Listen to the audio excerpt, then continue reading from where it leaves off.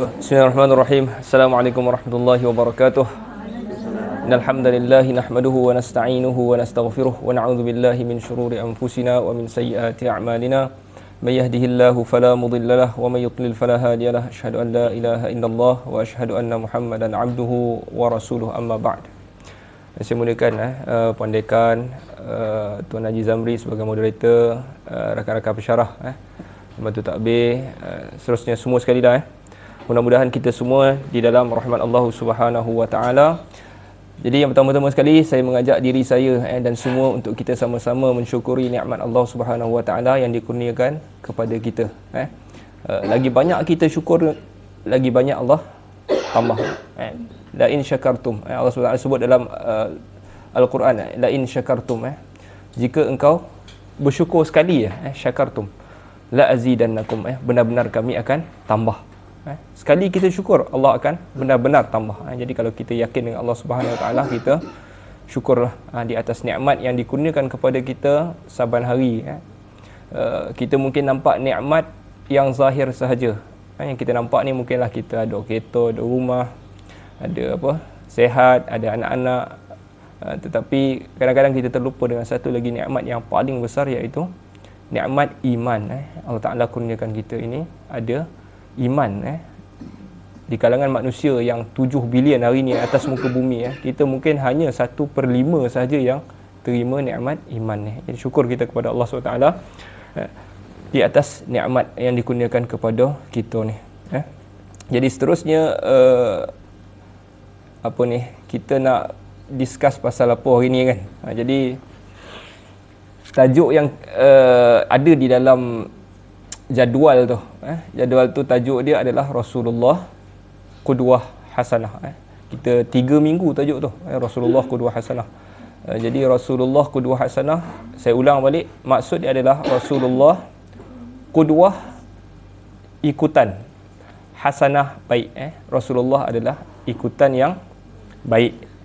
Jadi apa yang baik sangat, Allah SWT bagi tahu lagi. Bukan sekadar teori ni, bukan dicipta oleh ulama-ulama Rasulullah ni patut kita ikut, tak. Tetapi teori untuk ikut Rasulullah ini adalah datang daripada Allah SWT sendiri. Allah Ta'ala sebut dalam Al-Quran, laqad kana lakum fi rasulillahi uswatun hasanah. Sungguh-sungguh benar, laqad kana lakum, sungguh-sungguh benar pada untuk kamu, benar sungguh-sungguh untuk kamu itu pada diri Rasulullah uswatun hasanah, contoh, contoh yang baik. Allah Ta'ala bagi tahu contoh. Tajuk kita qudwah, ikutan. Jadi samalah tu kan, contoh ataupun ikutan. Jadi apa yang kita nak contoh sangat dengan Rasulullah ni, contoh yang patut kita ikut. Adakah Rasulullah itu berpakaian jubah dan kita pakai baju Melayu, menunjukkan kita tak ikut Rasulullah? Adakah contoh-contoh itu yang kita nak ikut? Ataupun Rasulullah makan roti dan kita makan nasi kan? Jadi adakah contoh-contoh itu yang kita ikut ataupun selain daripada itu? Jadi sebab tu para ulama usul, dia membahagikan sunnah. Sunnah maksud dia, bila kita sebut sunnah adalah cara ataupun jalan. Sebenarnya jalan, orang itu dah ikut jalan tu, kita follow je jalan tu, jalan. Jadi sunnah jenis mana yang kita nak ikut ni?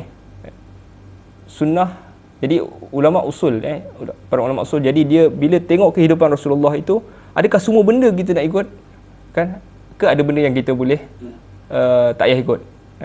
Jadi dia bahagi kepada dua, satu sunnah tasyri'iyah dan juga satu lagi sunnah ghair tasyri'iyah, sunnah yang disyariatkan. Iaitu kalau Rasulullah tak datang, maknanya kita ni pun tak tahu benda tu kena buat. Contohnya solat, kita tak tahu kita kena solat. Jadi bila dia datang syariat, itulah sunnah yang patut kita ikut. Dari segi ibadat lah, itu contoh daripada ibadat-ibadat. Solat, puasa, zakat, haji, itu ibadat. Lagi satu contoh sunnah tasyri'iyah ni, iman kita. Macam mana kita berfikir, macam mana kita faham, macam mana kita meyakini sesuatu benda tu, ia adalah benda yang patut kita ikut. Itu dipanggil tasyri'iyah. Lagi satu sunnah dipanggil sunnah ghair tasyri'iyah ataupun sunnah jibiliyah. Sunnah jibiliyah maknanya satu sunnah yang kalau Rasulullah tak turun pun orang memang buat. Jadi orang Arab sebelum Rasulullah turun lagi dah pakai jubah, dah pakai jubah. Dia orang memang ikat kepala, pakai serban. Jadi Rasulullah turun dalam keadaan dia terus ikut. Maksudnya adakah yang dia buat itu, yang jibiliyah itu yang kita nak ikut, ataupun yang tasyri'iyah ni yang kita nak ikut. Jadi itu kita kena clear lah, bukan semua benda yang kita mesti wajib. Yang kalau ikut sunnah ni, apalah engkau ni tak makan kurma, tak sunnah kan. Jadi taklah kan, saya nak makan nasi lemak pagi-pagi, jadi tak apalah kan. Jadi bukan itu yang sunnah yang dituntut untuk kita ikut. Okey, jadi itu sedikit sebanyak tentang sunnah lah. Apa sunnah ni, dia adalah cara hidup ataupun lifestyle Rasulullah. Okey. Jadi apa benda yang kita nak contohi? Jadi saya pun sebenarnya bila semalam Dr. Nadia bagi tahu, boleh cerita pasal apa? Maksudnya dalam organisasi ke kan, maksudnya macam mana orang di bawah, orang atas. Saya pun kata cubalah, sebab saya pun tak sempat nak fikir tadi, pagi tadi baru sempat sikit tengok tulis sikit kan. Jadi itu apa yang saya ingat lah. Tak maaf lah kalau tak dapat ni. Jadi kita cuba tengok daripada kehidupan Rasulullah SAW tu sendiri. Kita mungkin tak mungkin kita dapat cerita kan dalam tempoh sejam ke 2 jam ke 5 jam pun tak mungkin, sebab terlalu banyak sirah yang direkodkan oleh Rasulullah ni. Jadi mungkin kita ambil satu event dalam 1, 2, 3 event dalam kehidupan Rasulullah. Baik. Yang pertama sekali, Rasulullah SAW ni dia lahir. Dia lahir, kita tengok daripada dia lahir tu, dia ni lahir dalam ketika dia lahir, bapa dia dah meninggal dunia. Dia lahir dalam keadaan bapa dia dah tak ada kan. Jadi dia lahir sebagai anak yatim. Keluar baby tu dia adalah anak yatim. Dia anak yatim kan. Lepas tu apabila dia membesar, dalam keadaan baby tu nak membesar, dia pun bukan duduk dengan mak dia. Sebab kita tahu masyarakat Arab, golongan-golongan yang biasanya duduk di bandar di kota Mekah ni, dia akan bagi anak dia kepada biasanya Bani Sa'ad. Bani Sa'ad ni biasanya dia ambil baby-baby dan dia orang jaga lama, sampai umur 5 tahun dia jaga. Jadi Nabi dijaga oleh Halimatus Sa'diyah. Sa'ad tu dia punya kabilah tu lah. Lebih kurang sampai 5 tahun. Dan bila dia balik duduk dengan mak dia, tak sampai setahun, mak dia pula meninggal dunia. Aminah pula meninggal dunia. Jadi Nabi ni ketika kecil lagi dia sudah yatim piatu. Kecil lagi. Jadi kesusahan dia nak angkat dulu. Okey. Jadi dia susah lah. Lepas daripada tu, lepas mak dia ni meninggal, dia diambil oleh atuk dia Abdul Muttalib. Abdul Muttalib bela Rasulullah ni sampai dalam tempoh lebih kurang 2 tahun lah. 6 tahun, 7 tahun, 8 tahun. Atuk dia pula meninggal kan. Lepas tu dia meninggal, diambil oleh Abi Talib. Abi Talib iaitu bapa Ali. Ketika dia ambil tu, Ali tak lahir lagi lah. Jadi kita pause jap. Rasulullah tu dia lahir dalam keadaan yang sangat susah lah sebenarnya. Susah. Nak bezakan, nak bandingkan dengan kita, kebanyakan kita hari ni, mungkin kita ini lahir dalam keadaan yang boleh dikatakan privilege lah. Yang ada kelebihan, ada keistimewaan. Kita ada mak kadang-kadang, kalau tak ada duduk, kita mesti ada salah seorang. Jadi benda yang patut kita ambil iktibar dekat sini, siapakah manusia yang Allah paling sayang sekali dalam dunia ni? Tentulah Rasulullah. Rasulullah sallallahu alaihi wasallam, dia ada kedudukan yang special. Kita baca doa tu, doa lepas azan tu, wa ba'ashu maqaman mahmudan alladhi wa'ata. Ya Allah, bangkitkan dia pada kedudukan yang dipuji. Maqaman mahmud maknanya nanti dia, Rasulullah di akhirat dia ada satu kedudukan yang paling atas. Dialah manusia yang paling Allah sayang sekali. Tetapi sayang tak bermakna hidup dia, kalau kita sayang kan kita akan bagi dia handset, nak apa kereta, bagi kereta kan. Hidup tak mesti senang kan. Maksudnya kesenangan kita, kesusahan kita bukan lambang Allah sayangkan kita. Allah lebihkan kita atas orang lain. Allah lahirkan kita di kalangan T20 contohnya kan. Kita tak lebih, Allah tak lebih sayang kita daripada orang yang susah. Jadi itu satu benda yang kita boleh ambil pengajaran. Susah kita, senang kita bukan lambang ataupun satu kayu ukur yang Allah Ta'ala sayang kita. Tak. Di dunia ni bezanya apa? Iman kita, takwa kita. Okey. Yang keduanya, susah ni juga tuan-tuan. Rasulullah ni susah kan. Dia macam satu persiapan. Rasulullah tu ditakdirkan hidup dia macam tu. Susah baby kan. Anak ni kalau tak ada siapa nak bela dia, memang tak ada hak pun. Kan dicampak sana sini. Okey.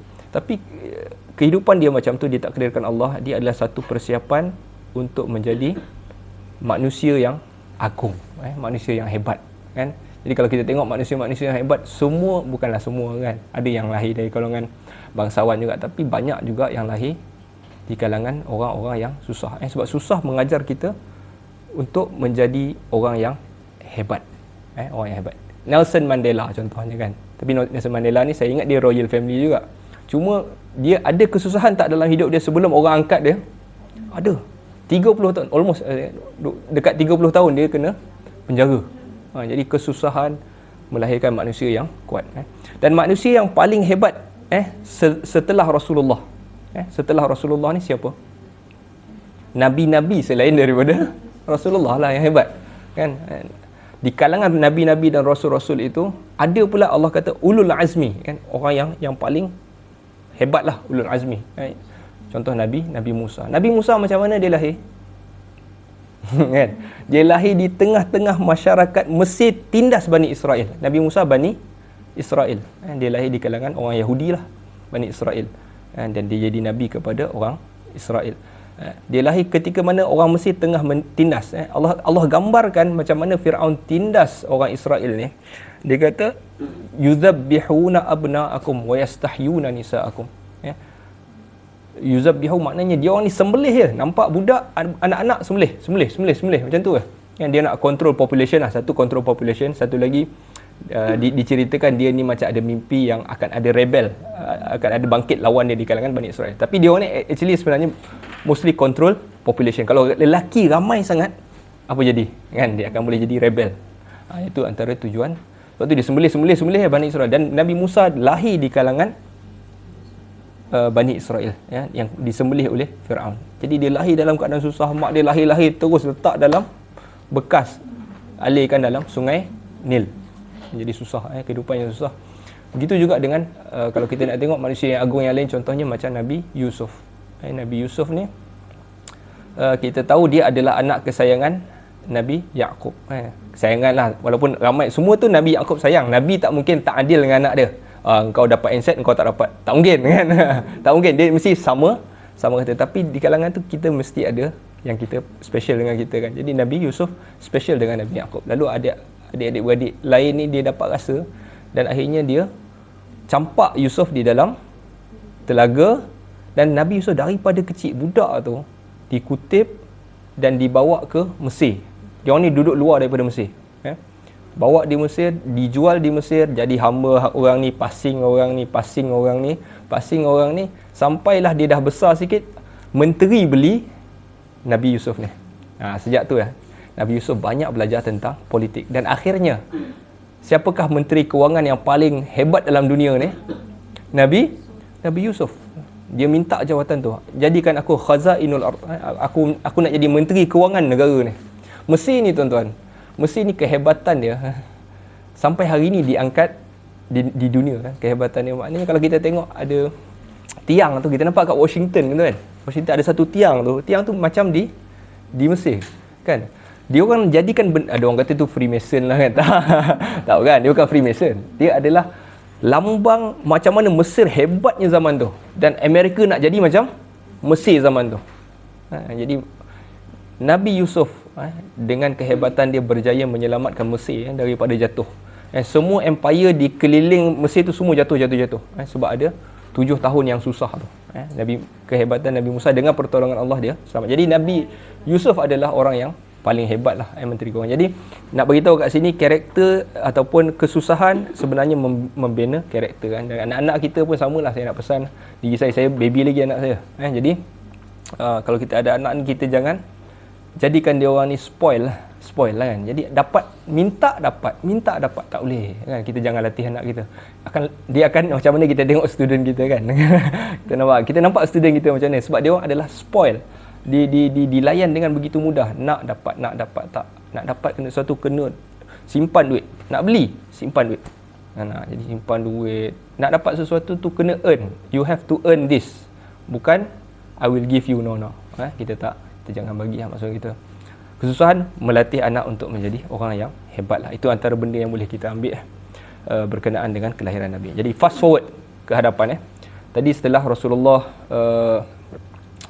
dijaga oleh Abu Talib, lama Rasulullah dijaga oleh Abu Talib daripada umur 8 tahun tu sampai dia jadi pemuda, sampai dia menikah kan. Tapi taklah jaga lagi. Dah muda tu duduklah sendiri kan. Tapi sampai besarlah Abu Talib jaga Rasulullah ni.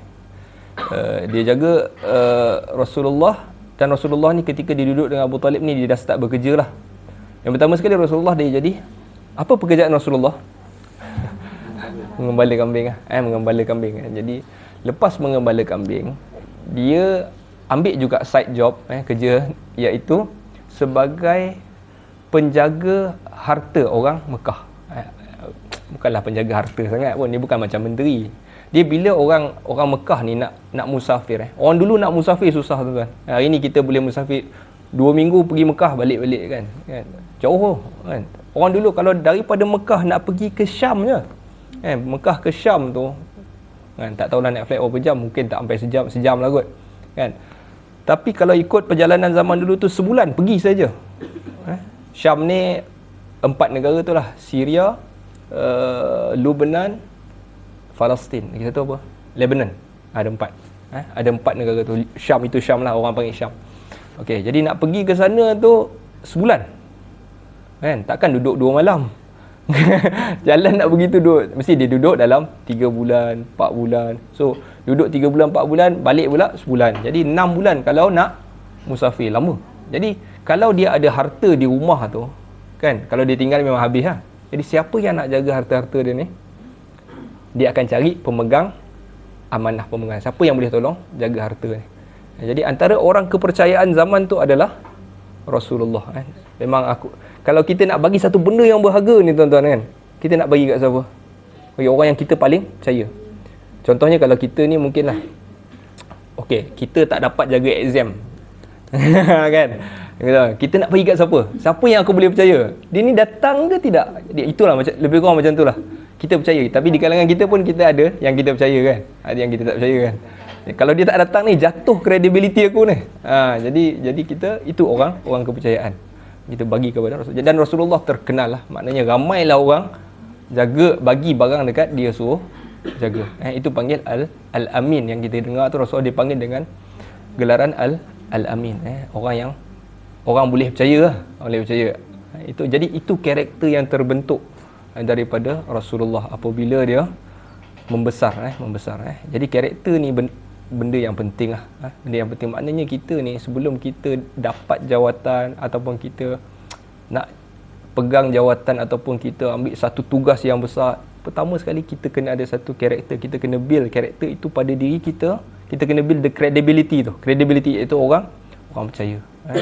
Kan? Ini hari tu cakap nak kawan ni, lepas tu U-turn kawan ni, lepas tu macam mana kita nak percaya? Contoh tuan-tuan kan.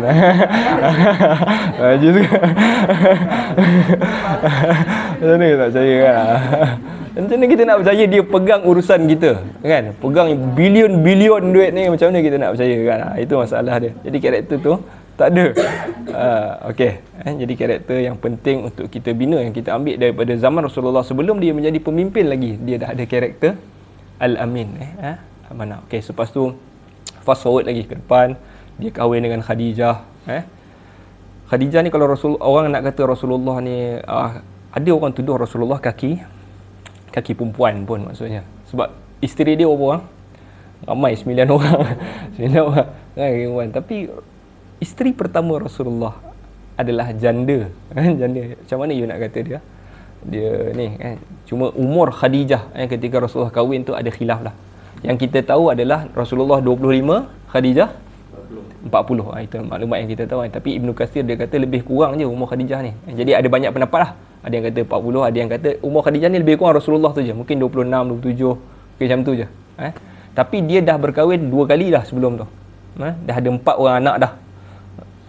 Jadi itu berkenaan Rasulullah kahwin. Okey, ketika lepas dia kahwin tu ada suatu perangai Rasulullah yang Rasulullah dia ni suka nak ibadat sendiri. Sendirian, bersendirian. Dia panggil tahannus. Tahannus dalam bahasa Arab iaitu kita boleh je kalau kita nak ibadah tu kita buat. Tapi Rasulullah dia macam waktu tu dia macam tak suka untuk dengar hiruk pikuk ni, dia akan naik ke gua Hira. Jadi dia naik gua Hira dan dia beribadah di gua Hira tu lah. Di samping dia beribadah, dia cuba fikir apa yang berlaku. Ini orang yang otak dia tinggi tuan-tuan. Dia bukan otak yang low level tau. Walaupun Rasulullah itu adalah illiterate, maknanya dia tak boleh membaca, tapi otak dia adalah high class. Kalau kita tengok orang-orang yang macam ni biasanya dia adalah yang berfikir, yang bercakap tentang benda-benda besar di negara kita ni. Orang yang fikir masyarakat macam mana kedudukan ekonomi, macam mana sosioekonomi kita, orang macam ni. Rasulullah otak dia macam tu, banyak berfikir tentang masyarakat ketika tu. Okey. Jadi selepas daripada tu dia pun datang Jibril, lepas tu dia pun balik rumah takut. Lepas tu Khadijah bawa pergi jumpa Waraqah bin Naufal. Lepas tu Waraqah bin Naufal pun cakap yang ni adalah namus. Dia kata haza namus, yang telah Allah turunkan juga kepada Musa dulu. Dulu Musa pun macam ni. Waraqah bin Naufal beritahu Musa pun macam ni juga.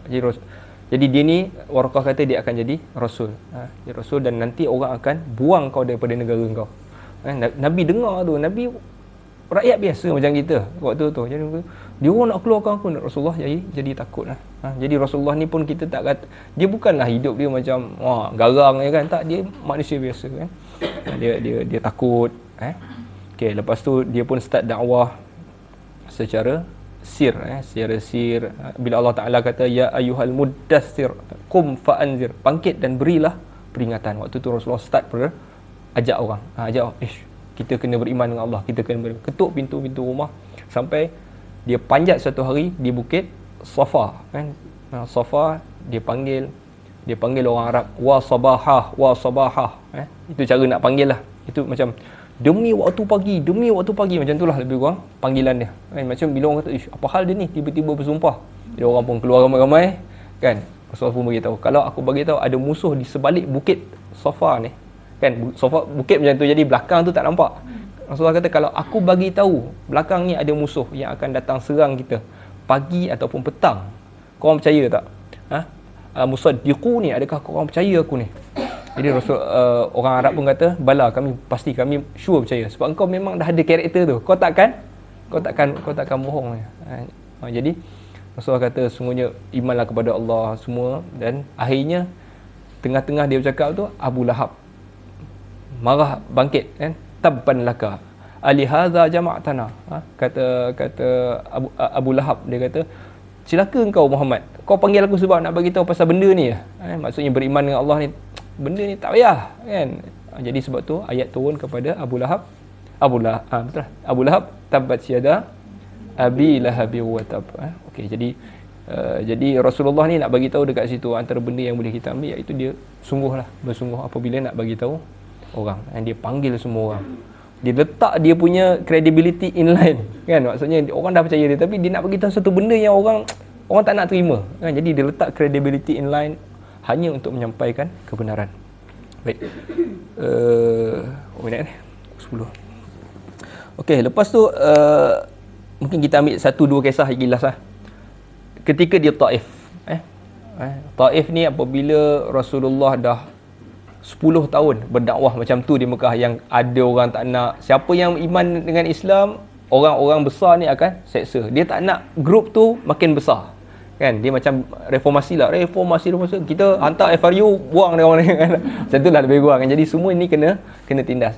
Lepas tu kematian Abu Talib dan juga Khadijah menyebabkan Nabi, dah lah orang Mekah ni tolak dia. Meninggal pula orang yang selalu bela dia, iaitu Abu Talib kan. Orang yang duk bela dia ni, kalau tak kerana Abu Talib, Nabi pun dah kena tangkap dah. Orang Mekah tu memang tunggu Abu Talib meninggal je kan. Lalu Nabi pun pergi ke Taif. Dia kata kalau orang Mekah tak nak, mungkin orang Taif nak. Dia pergi ke Taif dan dia dapat ke? Orang Taif nak ke Nabi? Orang Taif tak mau. Orang Taif tolak. Lalu ketika balik itu, pembesar-pembesar Taif ni susun budak-budak tepi jalan, baling batu. Kan? Kita datang nak bagi tahu benda baik. Kita bukan minta orang tu undi kita pun. Ketuk pintu, cik undi saya, bukan. Kan? Kita hanya bagi tahu je. Bagi je. Ini Islam, ni Islam, ni Islam. Disusun dan dia baling batu. Rasulullah sedih sangat. Sehingga kan malaikat jumpa kepada malaikat jumpa Rasulullah dan malaikat kata, nak tak aku ambil dua bukit ni, bukit di Taif tu Akhshabain, dua bukit ni aku hempap atas penduduk Taif. Rasulullah kata jangan, dan aku harap akan keluar dari kalangan sulbi mereka ni, iaitu sulbi tempat ni lah kan, akan keluar di kalangan mereka ini orang-orang yang akan beriman. Kalau bapa dia tak nak terima, mungkin anak dia nak terima. Dan visionary-nya itu kita nak panggil, dia nampak vision, dia nampak depan, masa depan. Sekarang tak nak, tak apa. Itu antara karakter yang boleh kita ambil lah, visionary. Mungkin kita orang bawah, kita implement satu benda kan, kita buat ni, kawan-kawan kita, siapa nak dengar kau bukan ada jawatan. Contohlah kan. Tapi kalau kita akan dengar kalau orang atas cakap kan, kita akan dengar orang atas cakap, tapi kita mengumpat juga kan. Macam tahu kan, tapi kita buatlah, tapi kita ngumpat. Tapi kalau kawan-kawan kita tak cakap lah level atas. We are now talking, mungkin kita nak cuba implement benda yang bagus di kalangan kawan-kawan kita masa benda, dan kawan kita tak nak kan. Tapi esok dia mungkin nak. Jadi kita, itu visionary yang perlu kita ada di kalangan. Itu karakter yang boleh kita ambil daripada peristiwa Rasulullah di Taif. Aku harap ada orang keluar. Dan Rasulullah ni jujurnya dia, sebab bila kita buat benda tu, kita bukan harap orang sanjung kita, orang bagi duit kat kita, tak. Kita harap apa? Kita dapat pahala esok. Pahala esok tentang benda ni. Sebab tu apabila di hujung tu ada satu doa yang popular. Rasulullah doa, Allahumma inni ashku ilaika dha'fa quwwati. Yang ni setelah orang Taif baling ni semua ni, Nabi doa kepada Allah, ya Allah, aku mengadu kepada engkau lemahnya aku ni, wa qillata hilati, dan sedikitnya helah aku. Helah maknanya aku tak pandai nak pancing lah dia orang ni kan. Wa hawani 'alan nas, dan hinanya aku di kalangan manusia. Rasulullah dia rasa dia hina kan, dia rasa dia hina sebab orang tolak dia. Kita bila kena reject, kita rasa kita hina, kita rasa terhina kan. Jadi hinanya aku di kalangan manusia. Ya arhamar rahimin anta rabbul mustad'afin, wahai penyayang di kalangan, wahai yang paling penyayang di kalangan yang penyayang. Engkaulah Tuhan orang yang ditindas, dan engkaulah Tuhan aku. Kepada siapa engkau nak bawa diri aku ini? Kepada orang jauh yang bermasam muka, ataupun kepada orang dekat yang menguasai urusan aku? Orang jauh bermasam muka, orang Taif. Orang yang dekat menguasai urusan, orang Mekah. Nabi duduk di Mekah. Duduk Mekah, orang kontrol dia. Duduk sini, orang tak mau. Illam yakun bika alayya ghadab. Kalau engkau tak marah, fala ubali. Aku tak kisah. Ya Allah, kalau engkau tak marah, tak apa. Yang penting orang nak marah ke, orang kontrol aku, yang penting engkau tak marah. Jadi itu antara doa Nabi SAW. Maknanya kejujuran kita buat satu benda ni. Kadang-kadang kalau kita implement, kita harap orang sanjung kita, memang tak ada nilai pun kan. Tak ada nilai pun. Kita jangan harap orang nak bagi kita sesuatu, tak payah. Apa yang kita harap, pahala di sisi Allah SWT. Okay, last. Okay, yang ni, itu semua sebelum Rasulullah menguasai menjadi pemimpin. Okay, jadi kita mungkin ambil satu contoh je. Ketika Rasulullah sampai di Madinah. Rasulullah sampai di Madinah ni, benda pertama yang dia bagi tahu kepada manusia apa dia, tuan-tuan? Dia bagi tahu afshus salam wa at'imut ta'am wa sallu wan nasu niyam. Tadkhulul jannata bis salam. Benda pertama sekali, berikan salam, sampaikan salam. Yakni jangan nak gaduh-gaduh. Sampaikan kita, bila kita bagi salam, maknanya kita bagi tahu engkau aman daripada aku. Salam maknanya engkau selamat daripada lidah dan juga tangan aku. Itu maksud assalam. Jadi bila kita ucap kepada orang assalamualaikum, you are safe from my hand and from my mouth, from my tongue. Aku takkan cakap. Jadi Nabi wujudkan suasana aman dulu, suasana aman. Jadi make sure kemakmuran dan kestabilan politik tak ada aku. Yang tu first, afshus salam. Yang kedua, at'imut ta'am, bagi makan. Itu Rasulullah bila sampai di Madinah, orang Madinah sure lah lantik dia jadi Nabi. Tapi sebelum Rasulullah sampai tu, actually ada seorang nama dia Abdullah bin Ubay bin Salul. Kalau tak kerana Rasulullah datang, dialah presiden Madinah ketika tu. Dialah sure Perdana Menteri dekat Madinah. Madinah ni taklah besar. Dia kecil daripada Perlis lagi. Madinah ni kan kecil sikit, kecil lagi daripada Perlis, tapi dialah Perdana Menteri. Tapi sebab Rasulullah datang, orang lain semua angkat Rasulullah. Tapi polisi Rasulullah tu yang saya nak first apa? Aman. Make sure aman. Dua-dua bagi cukup makan. Jangan ada orang tak makan.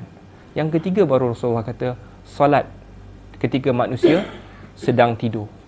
Jadi bukanlah kita nak implement satu polisi ni, yang pertama sekali solat loh. Kita implement agama, maksudnya ibadat dulu atas orang. Tak kan? Jadi mungkin ada setengah-setengah approach yang nampak keras, yang katanya nak bawa Islam, tapi bukan itu pendekatan Rasulullah. Kita nak tegakkan rang undang-undang ni dulu contohnya. Kan tak. Islam tu bagi aman dulu, bagi cukup makan dulu semua orang. Baru Nabi kata solat dalam keadaan manusia sedang tidur. Okey. Jadi itu antara benda lah. Maknanya bila kita buat satu polisi yang menjamin semua orang dulu. Baru kita approach kepada dalam. Okey. Ni kalau benda pun tak ni, kita duk approach benda ni, yang tu yang Nabi kata tu. Esok kalau kita buat satu benda dalam keadaan orang tak cukup makan, tiba-tiba kita buat hukum potong tangan. Kita potong tangan. Okey, yang kena potong tangan ni siapa? Yang bawah-bawah ni kena potong tangan. Yang atas tak kena. Yang tu Nabi kata halakat, maksudnya telah binasa orang sebelum kau, yang mana dia potong tangan orang susah dan orang yang mulia ni selamat. Yang tu. Jadi jangan buat sampai kita make sure negara kita ini betul-betul dipanggil kondusif lah, kondusif, secure, dan baru kita bawa agama tu. Okey. Dan yang seterusnya, saya ingat kau apa ni, dah penat dengar kan saya cakap ni. Okey, last perang Uhud. Okey, fast forward, Rasulullah sampai, lepas tu perang Badar. Perang Badar ni adalah kisah dan terakhir perang Uhud. Sebab perang Uhud, perang Badar tu menang, jadi kita mungkin tak ada konflik sangat. Bila kita menang, kita tak ada konflik. Bila kita kalah, kita banyak konflik. Betul Tuan Haji? Kita berjalan sejak Ustaz ada satu soalan bermain dengan pelotak ni. Okay, Ustaz, sekarang ni kita dah dengar kan tentang sunnah Rasulullah yang macam cakap pertama sekali sampai dengan salam dan sebagainya. Okey, yang pertama sekali kita tengok kebanyakan benda-benda yang berkaitan dengan Islam ni, kita tahu sunnah tu yang terbaik, amalan yang bagus. Adakah kita ni tak praktik kerana kita ni tak ada ilmu, ataupun memang kita tak suka dengan benda macam tu? Adakah kita menolak sunnah Rasulullah SAW? Okey. Baik. Dia satu tak ada ilmu, satu dia menolak sunnah tu tadi. Okey. Sunnah ni maksud dia cara hidup tu lah, yang maksud cara hidup Rasulullah. Kenapa? Okey, soalan dia maknanya kenapa sebahagian orang ni dia tak nak beramal dengan sunnah Rasulullah SAW. Jadi isu yang paling utama adalah berkaitan dengan ilmu sebenarnya, tuan-tuan. Ilmu, pengetahuan kita tentang Rasulullah tu sendiri, kan? Kita pun kadang-kadang belajar sirah tu pun kita tak, bila mau hidup Rasul aja. Kan. Kita tak, saya kan. Kita mungkin lebih minat untuk mempelajari. Tak apalah, kita nak belajar benda lain, okey, tak ada masalah, tapi jangan kita tinggalkan. Kalau ada orang tanya saya apa benda yang patut belajar agama ni, yang pertama Al-Quran. Yang kedua kita belajar sirah Rasulullah. Kita kena tahulah sirah Rasulullah SAW. Kita kena tahu macam mana dia, macam mana Michael Hart, maksudnya seorang bukan Islam yang boleh mensenaraikan sehingga Rasulullah is the most influential people in the world. Orang yang paling berpengaruh dalam dunia ni, yang beri influence kepada manusia ni, nombor satu Rasulullah. Nombor dua dia letak Isaac Newton, kan? Tak apalah, itu mungkin di kalangan orang sains ke apa ke, tapi Rasulullah, bagaimana terbinanya satu karakter ni, apa yang dia buat. Jadi itu antara benda yang dan di dunia Rasulullah paling hebat. Maksudnya influential tu maknanya dari segi aspek keduniaan, dan di akhirat Rasulullah berada pada kedudukan yang paling tinggi. Jadi macam mana kita nak lahirkan orang macam ni, dan tidak lain dan tidak bukan kita mesti belajar sunnah Rasulullah. Okey, yang kedua adalah kita menolak. Nak kata menolak ni, kita susah orang Islam nak menolak, tetapi mungkin kita mendahulukan yang last word tadi, yang makanan tadi kan, apabila Rasulullah ni basic dia ada anak-anak yatim. Apabila kita kebanyakannya orang senang-senang menolak anak-anak yatim ni. Itu yang paling ketara sekarang ni.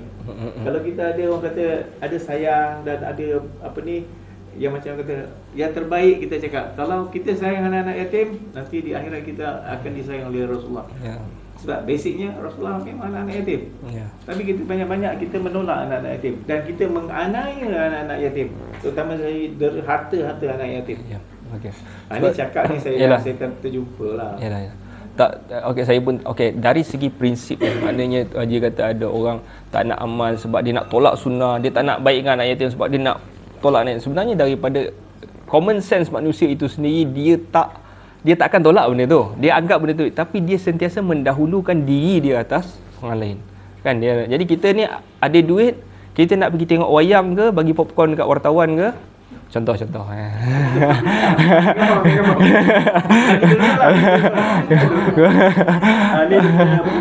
Duit. Kita nak pergi tengok wayang ke, kita nak bagi anak, kita sentiasa mendahulukan diri kita. Dia kebenaran. Itu maksudnya kita hanya mendahulukan diri kita atas benda yang lebih utama. Sebab tu kita ni bila berfikir, agama datang, agama dia tukar cara kita fikir. Ada satu kisah, yakni Rasulullah apabila dia sembelih seekor kambing, dia suruh Aisyah sedekahkan kambing ni. Sembelih seekor kambing, sedekahkan. Lepas tu dia tanya Aisyah, ma baqiya lana, apa yang tinggal lagi untuk kita ni? Ma baqiya lana illa al-katif. Yang tak ada tinggal dah melainkan ada bahu kambing ni sikitlah. Rasulullah betulkan fikir Aisyah tu. Baqiya lana kull syai' illa al-katif. Sebenarnya yang tinggal untuk kita, semua tadi tu yang kita sedekah tu, itu yang tinggal untuk kita nanti kat di sana. Yang tak tinggal tu katif, yang kita, bahu yang kita makan tu yang tak ada bawa sana. Yang tu. Jadi sebab tu apabila kita buat segala benda yang kita buat ni, kita kena otak kita tu kita buat ni sana. Investment. This is the investment. Ini bukan untuk kita puas, apa kita dapat? Tengok Netflix 2 jam, 3 jam, kan apa kita dapat? Dapat pahala ke? Bola sekali. Tengok bola tak lama, sejam setengah. Netflix tu kadang-kadang 2 hari boleh menghadap. Kan lama. Jadi apa yang kita dapat? Kita kadang-kadang tak fikir. Kita mendahulukan nafsu kita di atas benda lain, tuan-tuan. Okey, jadi saya last lah perang Uhud. Okey, jadi perang Uhud ni tuan-tuan, last lah perang Uhud apabila Rasulullah SAW nak perang Uhud ni. Kalau kita nak tahu perang Uhud ni menang ke kalah? Kalah. Rasulullah sebelum perang Uhud, dia dah lantik, Rasulullah is general lah, sebagai presiden zaman tu hebat lah. Dia adalah general perang juga, dia di barisan hadapan. Jadi apabila dia general, di bawah tu adalah meja dia tu kan, meja ke lieutenant ke di bawah tu, yang ketua-ketua ni, ketua berkuda dah ada, ketua memanah dah ada. Jadi Rasul dah lantik semua. Okey, yang lain semua akan ikut ketua-ketua ni. Jadi, dan pesanan Rasulullah kepada pasukan memanah yang diketahui oleh Abdullah bin Jubair. Rasulullah kata, dia pesan kepada Abdullah bin Jubair dan juga semua sekali, dia kata, lau ra'aitumuna takhtatifuna at-tayr la tabruhu. Kalau kau nampak kami dimakan oleh burung pun, maknanya dah jadi bangkai. Dibangkai burung makan pun jangan turun. La tabruhu, jangan chill, jangan relax, dah chill lah, relax kan. Ataupun turun ke kan, jangan. Rasulullah kata jangan. Clear, arahan tu clear. Okey, apabila perang ni, perang Uhud, sebenarnya orang Islam dah nak menang. Dah nak menang. Allah gambarkan ni dalam surah Ali Imran. Laqad sadaqakumullahu wa'dah istahussunahum biiznih. Sungguh Allah telah membenarkan janjinya ketika mana kamu buatkan mereka itu merasakan, tahussunahum, mereka tu dah rasa nak kalah dah, biiznih, dengan izinnya. Jadi dia orang dah menang. Jadi apabila menang, arahan Rasulullah tadi itu dia jadi macam confused lah. Rasulullah kata kalau kena makan, maknanya itu macam orang kalah kan, dah kalah, jangan turun. Tapi ni menang kan, dia tak firm, dia orang jadi tak firm kan. Ni menang, jadi kita boleh turun kan. Jadi dia orang dah inilah. Jadi Allah gambar hatta idza fashiltum wa tanaza'tum fil ardi, sehingga dia orang ni dah start longgar, tak nak dengar dah, nak menang kan. Dan mereka dah bertengkar semua di atas tu, dan dia orang pun turun. Dia turun. Jadi apabila dia turun, Khalid Al-Walid ketika itu di pihak musyrikin Mekah. Khalid belum masuk Islam lagi. Khalid Al-Walid belum masuk Islam, dia di pihak musyrikin Mekah. Dia pusing bukit Uhud dan dia counter daripada belakang. Dia orang dah turun dah. Kan? Jadi kedudukan yang paling strategik dalam perang adalah di atas lah. Kalau kita hari ni perang mungkin di atas bangunan ke, sniper ke atas tu kan. Sebab dia akan buatkan kos peperangan itu, maksudnya cara peperangan itu dia akan berpihak kepada dia. Kan? Jadi dia dah start kontrol atas. Jadi dia orang dah start kalah. Jadi ketika kalah tu Allah gambarkan istus'iduna wala talwuna ala ahad war rasulu yad'ukum fi ukhrakum. Jadi ketika dia orang dah kalah tu, dia orang dah kena attack daripada atas, dia orang ni dah start lari cari tempat tinggi. Ketika Allah kata ketika mana engkau dah start panjat bukit balik, kan kau nak selamatkan diri kau, sebab bila kat atas orang berkuda tu lambatlah sikit nak naik, jadi dia duduk panjat bukit dan kau dah tak pandang sesiapa dan Rasul tengah panggil kau. Jadi manusia tengah sedih ketika itu kan, dan akhirnya perang yang patutnya menang jadi kalah. Jadi habis perang tu Rasulullah pun sedihlah kan. 70 orang syuhada kan, di kalangan orang-orang yang Rasulullah sayang lah mati ni, antaranya bapa saudara dia siapa? Hamzah meninggal. Bapa saudara Asadullah, singa Allah meninggal. Dan habis perang tu Rasulullah panggil meeting, postmortem. Agak-agak geng yang duduk manah ni agak-agak dia kena macam mana dalam meeting ni.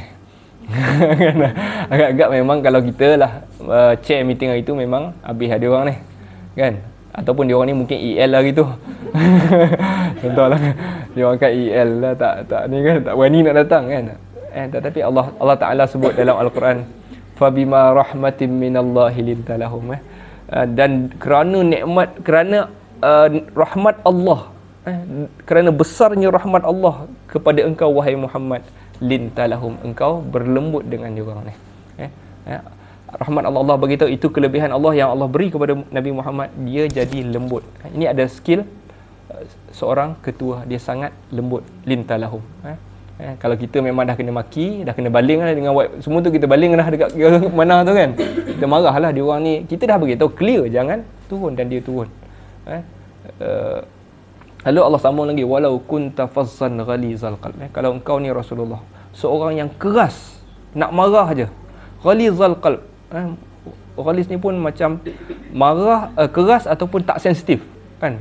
Engkau cakap tu lebih kurang dengan dia orang ni, ghalizal qalb, lan faddu min haulik. Nescaya sahabat-sahabat yang berperang bersama engkau ni dah lari dah. Kerana rahmat Allah wahai Muhammad yang diberikan kepada engkau, dia orang ni masih lagi stick duduk dengan Rasulullah. Yang ni dia bagi tahu seorang ketua, seorang, kita kena tahu yang ikut Rasulullah ni jujur tau. Dia orang bukan ada kepentingan apa-apa. Dia orang betul-betul ikut Rasulullah sebab Allah itu benar, Rasul itu benar. Dia orang ikut yang sebab tu, bukan ada kepentingan apa-apa. Dan kalau Rasulullah keras, Allah kata nescaya dia orang ni pun boleh lari. Apatah lagi kita yang satu organisasi yang semua ini hanya bekerja disebabkan kita nak gaji je kan. Adakah orang kerja saya lillahi ta'ala? Adalah lillahi ta'ala tu, adalah saham kita kan, tetapi mostly orang bekerja untuk gaji kan. Jadi kalau Rasulullah berkeras dalam satu organisasi yang pengikutnya begitu taat pun boleh lari, lan faddu min haulik, macam dia orang lari. Jadi Allah Taala bagi tahu, Allah Taala pesan 3 benda. Saya habiskan dengan 3 benda ni. Fa'fu anhum. Yang pertama sekali, kalau kita ada ahli pasukan yang mungkin tak bagus ke, yang tak perform ke, yang buat salah sehingga kan menyebabkan kematian yang ni cerita kematian ni. Apatah dah kalau setakat salah tulis tu kan. Salah ni salah eja ni, takkanlah kita nak kan. Yang pertama sekali Allah pesan kepada Rasulullah, fa'fu anhum, maafkan dia orang. Maafkan dia orang ni. Jadi kalau dia benda besar pun boleh maaf, kalau apatah lagi kalau kita benda-benda yang kecil. Ini untuk ketua lah. Dan sebenarnya kita semua adalah ketua, betul-betul Haji. Kita semua adalah ketua kan. Kita dalam jawatan hierarki universiti mungkin kita di atas ke, tapi jadi kita paling pun kalau kita pensyarah sahaja, tak ada mustahil lah. Unimel kalau tak pegang jawatan mustahil lah. Semua orang pegang jawatan kan. Jadi dia dah ketua dah kat situ. Dan kalau dia pensyarah saja pun dia still ketua kepada anak-anak murid dia. Ampun, maafkan dia orang kalau dia buat salah. Wastaghfir lahum. Dan kalau kita marah sangat, minta Allah ampunkan untuk dia orang. Maknanya minta ampun ni, minta Allah ampunkan untuk dia orang, bukanlah kita kata semoga Allah ampunkan kau lah. Tak. Kita tak cakap depan orang. Kita akan doa, ya Allah ampunkan anak-anak murid aku ni. Ampunkan orang-orang yang bekerja di bawah aku ni. Wasyawirhum fil amr, dan bermesyuaratlah dengan mereka di dalam sesuatu perkara. 3 benda ni, 3 benda mesyuarat. Orang yang turun Bukit Uhud pun Allah Ta'ala kata ambil pandangan dia orang ni. Kan, ambil pandangan. Orang yang dah buat salah, kita kalau buat salah nak kita bagi pandangan? Kita tak nak, kita kan. Tapi Allah suruh Rasulullah minta pandangan dia. Kan? Dia minta pandangan dia. Apa pandangan awak? Kan? Jadi bila kita bagi dia ruang untuk bercakap, maknanya kita start value dia balik. Kita value balik. Itu maksudnya skill. Kita bagi value balik kat orang tu. Bukan kita nak tolak dah tak nak pandang dah muka kau, tak. Kan? Bagi dia value balik. Wasyawirhum fil amr. Okey. Fa idza azamta, apabila kau berazam, fatawakkal 'ala Allah, dan bertawakkallah kepada Allah Subhanahu wa taala. Wallahu taala alam. Jadi itulah sikit sebanyak tentang bagaimana kehidupan Rasulullah sebelum dan juga selepas dia menjadi pemerintah. Jadi saya tutuplah kot, lama sangat dah, kot sejam cakap. Terima kasih sebab sudi mendengarnya, dan sekiranya ada sebarang persoalan, saya buka dululah kot sebelum saya serah kepada Haji. Ada soalan. Ada. Cakaplah ni daripada hati ke hati untuk kita memperbaiki organisasi kita. Sebab kita tak ada apa kita nak bersendung. Kita di sini ibaratkan satu keluarga. Dan ada yang tua, ada yang muda, kan?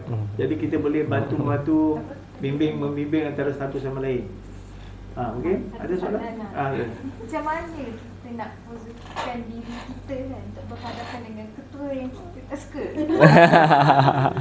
Betul ni, Ikhlas ni dari hari Saya rasa. susah nak posisikan minda untuk kita berhadapan saya tua.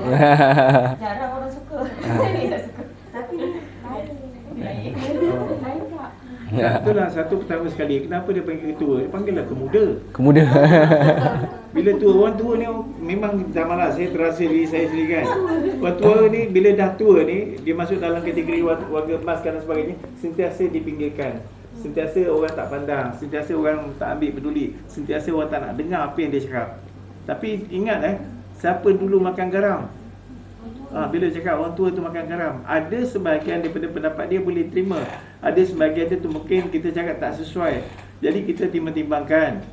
Cuma dari segi yang ni bukan saya nak jawab ustaz dia cakap. Jawablah tu. Tapi saya cakap apa? Pada saya, yang pertama sekali, ketua kena dihormati walaupun siapa dia.